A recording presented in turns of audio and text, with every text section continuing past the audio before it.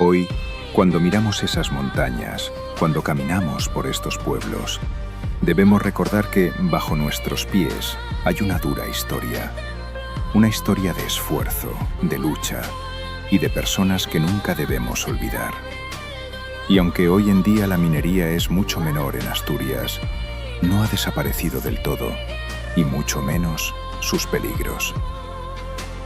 Hace no tanto, en 2025, en Cerredo, Asturias volvió a parar. Una explosión dentro de la mina acabó con la vida de 5 trabajadores. 5 personas que habían bajado a trabajar y no volvieron a casa. Un accidente que recordó a todos que el peligro sigue ahí.